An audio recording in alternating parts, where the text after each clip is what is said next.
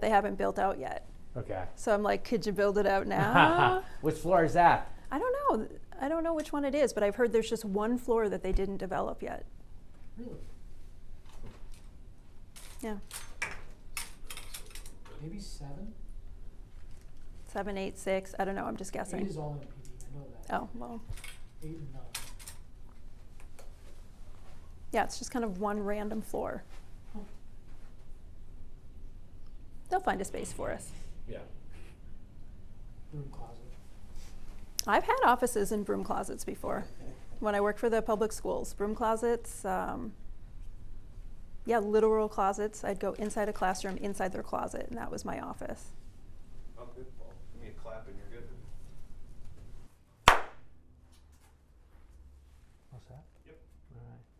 All right, Amanda, welcome. Can I ask first off, I know you come from a social work and legal background. It seems like the right place then for you. Yeah, I've got an interesting mix of skills. I really liked school. I was drawn to social work and then decided to go to law school. And so the job that I've had here is an amazing mix for both of those skills. Number one priority is what? In neighborhood safety, my number one priority is, I think, regaining trust, both in the city and outside the city. The team that's down there started doing that already, so my job won't be quite as hard, but things have been hard over the last few years. We all know that, and we're working to make it different. Is it do you feel like you're walking into a broken department right now? No, maybe if I had said that a year or two ago, and even then it wouldn't have been broken, it was new, right? People forget that. This was a brand new department that during the government restructure was plucked out of another department, and the city said, go forth and do a good job. And so they had to rebuild, and they had to put in the structures to be successful. In the last 6 months, the team has grown. They've put policies and procedures in place. So I'm walking in actually a really good place for the department. Do you have like a top 5 to-do list right now? I mean, how are you coming into this position?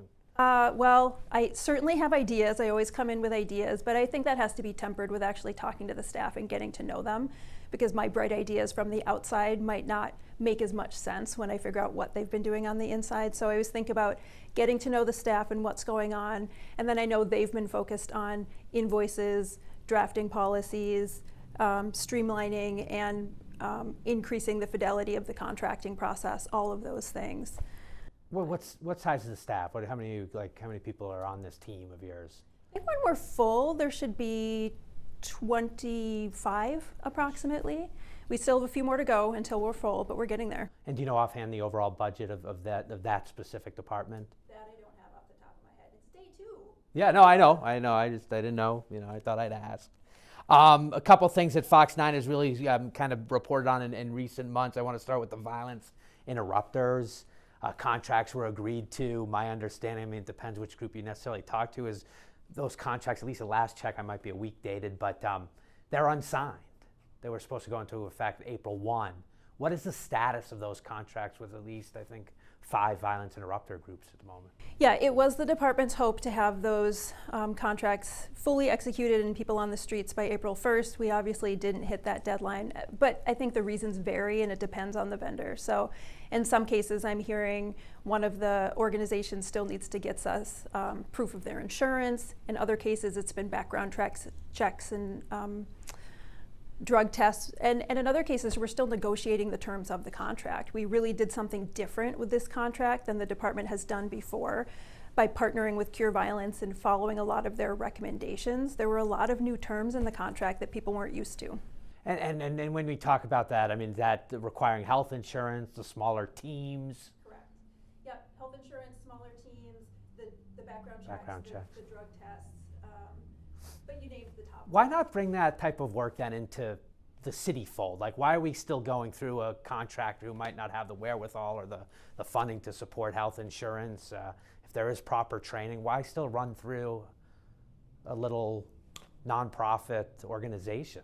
Well, what we heard from the community was that they trust community organizations. And so there was a desire when we did Reimagining Public Safety, this is before I was with the city, right, 2020, 2021, the community strongly said, we trust community organizations and that's who we want to be doing these services.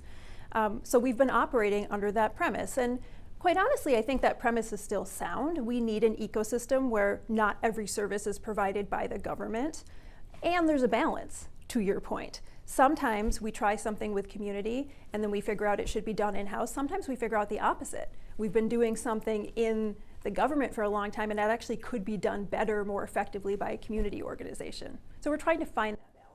Are we close on any of the like what is the current status? Yeah, we're absolutely close. There's some that I think, like I said, we are waiting for insurance on. That's not something we can rush.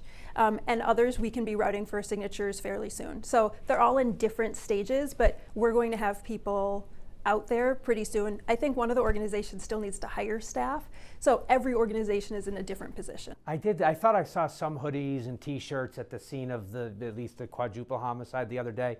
Are some of these groups, I mean, they may just have their uniforms still, but are some of the groups still going to scenes and helping in that sense, or is there kind of no violence interruption work happening at the minute? There's no contracts that are being funded by the city. That being said, a lot of these groups don't do this work for the money. They feel so connected to their community that they show up when they feel like the community needs them. And so there's quite a few of the organizations that will just do this of their own free will because it feels like the right thing to do. Are you putting a deadline? I mean, can we expect it by May 15th? When do we hope? Any idea on the contract? No. I wish that I could, with my crystal ball, figure out when we could get insurance or how quickly things should be routed. What I've said is we'll have services on the ground before the summer's done. Before the summer fully starts, right? We're not in the summer yet. We're still in the spring part. So we won't have all of the contracts executed in the next week or 2 weeks, but in the coming days, I should have a more concrete timeline. How important are the violence interrupters, what we want to do in terms of public safety in the city going into the summer months? They're an important part of the mix. It's, you know, in my former job, I've talked about a community safety ecosystem, and that means we have to have police and fire and behavioral crisis response. So violence interrupters are part of that mix. They're doing their job to prevent violence before it comes up. But that's not the only thing we can rely on, too. We also have other services coming up, like community safety ambassadors that are part of the mix. We have community trauma response folks who step in when a trauma has occurred in a community. So we actually need a lot of different services all circling around the community for this to work. It's not just dependent on one type of service. And why the smaller group size? There are some people concerned about their safety, some women who might be out in the streets. Why are we going to a smaller kind of compact unit that's going to hit the streets? That was one of the recommendations that we got from Cure Violence Global. They said that that was the right size given the geographic areas that we were putting together. I think that what happened before was we had groups that really wanted to do this work to really help their community, and we let them kind of structure what made sense to them. And we heard from City Council and from the City Administration that we should really be more closely following the actual model that has been proven to work in other cities. And so we do want to take the advice of our technical assistance provider in that way. Okay. I know it happened like I wanted to use last week as an example, but if you're not comfortable because you weren't here, I get that. But like we had that sort of 24-hour period. We had a quadruple homicide. So there was a scene, there's a search for a suspect, there's another shooting, the retaliation. In your mind, what is the ideal, how does neighborhood safety, like what would be the ideal game plan, blueprint for what this department does in that 24-hour period? Who's out on the scene? How are we responding? Well, in my ideal world, so let's look into the future a little bit when I've had some time with the department, we would certainly have violence interrupters already out in an area, and they would be using their relationships to hear that something was going to happen, hopefully. And then once something happened, we'd have a violence response plan. And that wouldn't just be with neighborhood safety, it'd be with the health department and with other departments within the city, as well as our partners with the county, so that we would actually all know who's going to activate as soon as a shooting does happen. Because violence interrupters aren't going to prevent every single shooting or act of violence in the city. They'll help us cut it down, but if that was the solution for everything, we would have solved crime in our city already. Right. Can this work, not even just the violence interrupters, let's go larger. I know I had asked the commissioner about this. Do you think this work can be quantifiable in terms of success? You know, you talk about, you know, you can't know what you prevent, but it does seem like there's a desire from this community to understand, like, is this money well spent? How do you prove that? Yeah, being data-driven is one of the values that I've been bringing to this work. It's a recommendation from the Safe and Thriving Communities report, from our partnership with New York University, and it's something that Neighborhood Safety actually was doing when they were in the health department already. It's a core premise of health, is measuring the health of communities, and they look at violence prevention through that public health lens. And so we will be taking data. We were taking data from violence interrupters before. We'll be leaning into that ongoing. It's not as simple as looking at a dip in crime stats to say that this program is successful, and that's what I think you're getting at. It's hard to completely prove a negative, but we can look at things like crime statistics in addition to surveys of the community. Do they feel safer? We can look at the number of interactions that the community folks are seeing with violence interrupters. How many referrals have they made? It's tougher, but we could, if we have the right partnerships, look at how many of those referrals were actually followed through on, and how many other organizations are seeing people come through those doors. So we have a number of ways to quantify this. I want to backtrack. Another question I'd ask the commissioner about is the audit that's ongoing. Again, predates you. How important are the findings, though, to you as it shapes you moving forward, the audit from the Coppola lawsuit? The audit's always important, but it's just one piece of information. We've already taken steps in neighborhood safety to change the way that we're doing requests for proposals. There's a lot more information telling organizations ahead of time kind of what our expectations are when they're even applying to provide services to the city. And then we're also changing the way that we're contracting with organizations and putting a lot more stringent requirements about invoicing and what type of proof of service is required. So the audit's important, and we've already made substantial changes, and so I think the two of those together will improve everything in the end. We saw what I would describe as one red flagged bookkeeping issue for one of your vendors. I know the department's either not allowed or loath to talk about one specific vendor. Talking about Ferone Brown here, though, just to be clear, like it's flagged that, oh, you double booked, you double billed us.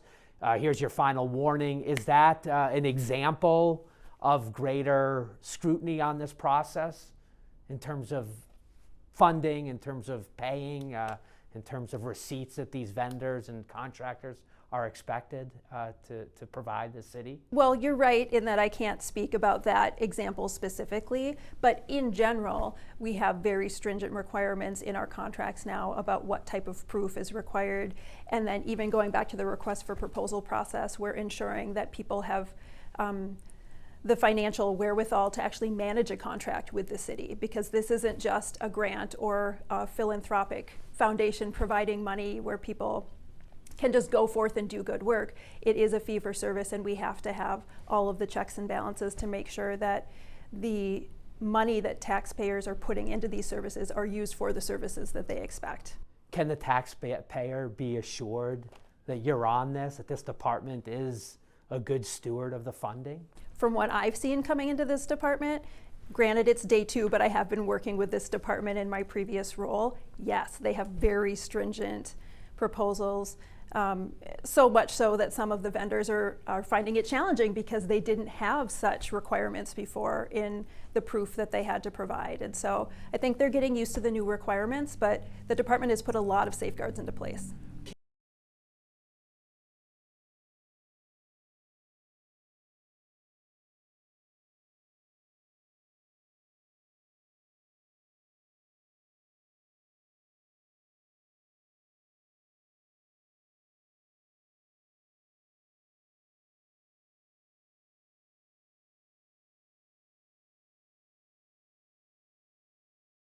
Well, you're right, we're different organizations. You saying the city and the county is a little bit of the explanation, right?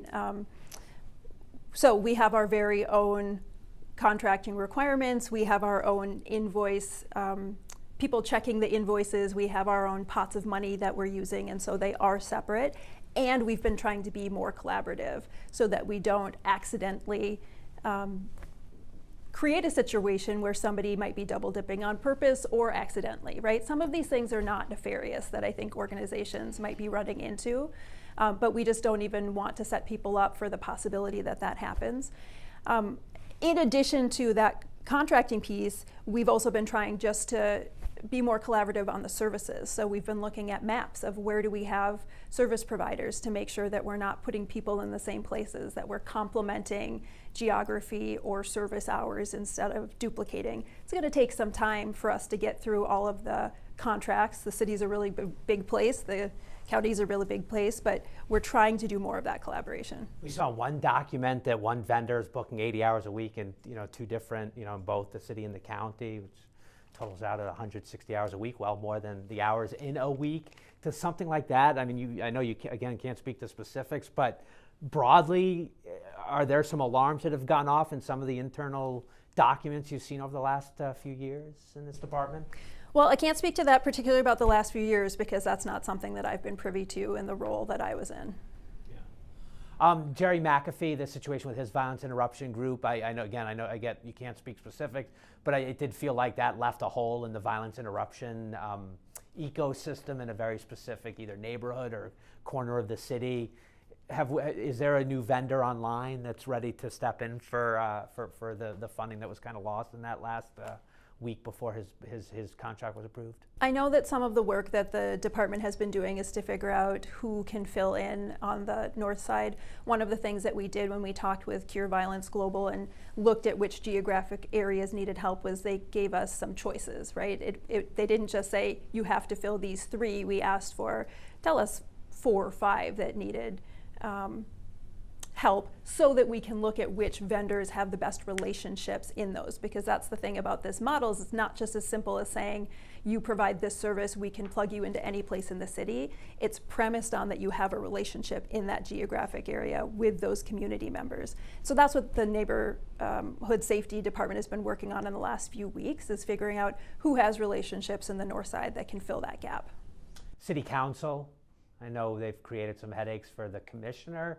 How are you, what do you, I mean, I've heard people who are, like a Robin Wansley, who you would think would be very supportive of the type of work being done here, that sort of said in the last few months that she's lost trust in this department. How are we connecting back with council members and some of these people who you'll be relying on for their votes in terms of funding and programming to bring them back on board and believing in this department? That's a good question, and actually Councilmember Wansley is a great example. She recently actually said on the dais that neighborhood safety's turned it around. She's been seeing the level of detail that she had hoped to see previously, and so it feels like there's a lot more confidence from City Council in general and from that particular council member than there has been before. I think Deputy Director Leah Lakes has used her great attention to detail to provide the level of information that the City Council has wanted. My relationship with the City Council has been good. You may or may not know that I've had very frequent updates in front of City Council in my previous position, providing sometimes monthly presentations to City Council and weekly emails at one point. And so I intend to continue to have that level of communication with City Council. Not weekly anymore. That is a little tough to manage. We're down to monthly emails, but regular presentations, emails, and then the offer of in-person meetings is always on the table for City Council members. All right. I'm trying to think. Did I miss anything, or anything you want to? You won't be going out to scenes and stuff later that night, will you? It's not my hope to do that. I really like sleeping too much, but. But I've gone out with violence interrupters before because I think that's important when you lead any department to figure out what are the services that we're actually funding. And so I would anticipate doing that again with the different groups. Well, probably maybe not your decision. The audit, we're anxious to sort of see what it turns up. Do you have any control whether that becomes a publicly released at some point? Do you think it's important for transparency's sake to kind of see what is found? Well, it's certainly out of my hands if it becomes public or not, but in general, I'm always trying to increase transparency for the community. I think that's part of what increases trust is when they know what's actually happening. So hopefully we'll share what we can share as soon as possible. And do these vendors have short leashes now? Kind of a follow-up to maybe the Ferone Brown question I asked, that we're on this. There was some language in there that says if this repeats, you risk losing your contract. Are contractors now, I don't know, on a short leash, if you will? I don't love the phrasing, but I would say that the conditions in the contract are much more stringent, and we're following them much more closely than I think we have in the past. But we still want to be partners with the community organizations. I think that's important to know. This isn't something that the city is doing to community in the same way that the community is not doing something to the city. There has to be a partnership for this collaborative ecosystem to work. And are you comfortable, I mean, again, second day, but are you comfortable with the current set of vendors? Is everybody in good standing with you as you start this job? Yeah, I've had a lot of discussions with many, not all of the vendors. Some of them will be new to me, but my experience with the vendors is that they're really passionate about this work. You know, one of the challenges about working with community organizations is you may have the drive and the passion, but you may not have the accounting background. And so part of that is on us as the city to support and provide the training to these nonprofits so that they can fully provide all of the services and follow the strict guidelines that we're asking them to follow. I've always felt that we're kind of in a moment in time as I've kind of jumped on covering this department, and that, you know, this is my verbiage. This is not, you know, my assessment, if you will. It's certainly not accepted universally or anything, but like we had sort of the post-Floyd Minneapolis where it was just get money into the community, do whatever we can. The police department's fleeing at times early on. The city was literally burning. And it took some time to get to, you know, what I'm going to describe as a more corporatized sort of moment in time with these programs. Do you feel at all is that kind of a fair assessment as to what could be the bumps in the road right now? Some people who maybe in the past could show you a picture of them out with the community now needs to really document the work that's being done in the community. I think it's true. It's hard for me to say, is the pendulum swinging back from what happened before? I wasn't paying as close attention to services like this when I was being a school social worker, so it's hard to say over time. But yeah, there's definitely some differences in the accountability, the focus on data-driven decisions. I think that's true for the city and for community organizations. Pretty good. Let's get a two-shot. Anything else you want to add? Any other specific? I don't think we talked about the master contract at all. Do you know anything about that? That's not something I'm familiar with. Why don't you tell me? It's something new that Okay. safety is trying. It's one of the things I like about the department is that they're still trying to innovate. I always think, like, how much more can we do with violence prevention? But what they noticed before was that sometimes we need services that we can dispatch more quickly. Violence interrupters aren't meant to be dispatched in an emergency. They're meant to just be in a community and leverage those relationships. And so to solve that problem, they're creating this master contract where they're going to have a number of different contracts where we've said, okay, you're approved to work with us. And then as needs arise throughout the city, we can tap them and say, okay, now you're activated. Go do some work in this particular area or for this particular need. Well, I saw you spoke yesterday. I didn't hear your speech, but I know you're speaking on the Restoration Inc. And I think they needed like an addendum to a contract because they were wanted downtown through MPD. Yeah, so the downtown initiative exactly was an example where it was an emergency situation. There had been some shootings downtown.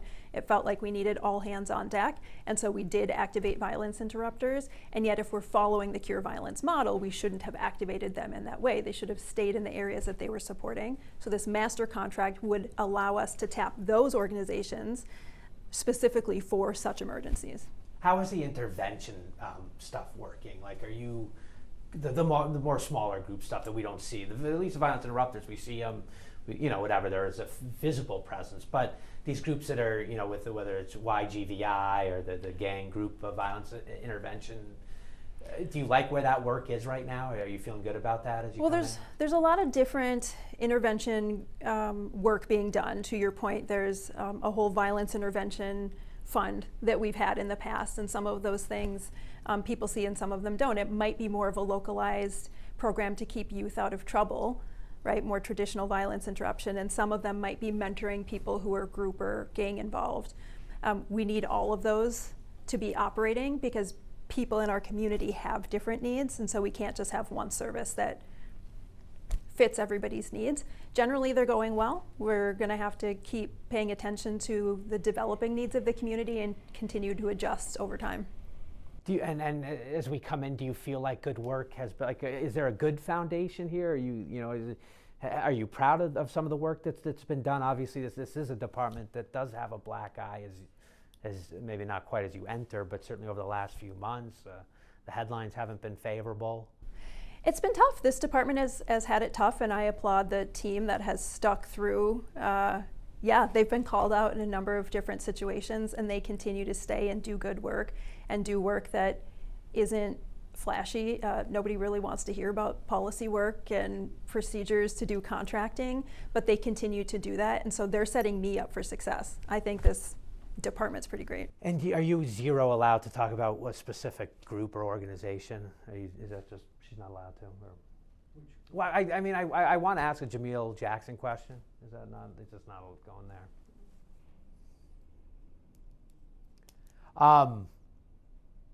Good work and good bookkeeping, both are possible, I take it, in this line of work? Yeah, I like to think so. I think that's it might be the mix of social work and attorney in me, but I think both are possible. And then finally, I think my final question is just going to be on the negotiating of the new contract with the violence interrupters. Is it a negotiation, or is the city is this a take it or leave it for these groups? I'm sure it could feel like a take it or leave it for some groups, given the drastic amount of changes that are involved, but it's always a negotiation. There are things that we've said yes to, and there are things that organizations have said no to. There's discussion. Again, is that something that's fun to talk about? No, but it has been a true negotiation. Sounds good. Thank you so much for your time. Thank you. Appreciate it.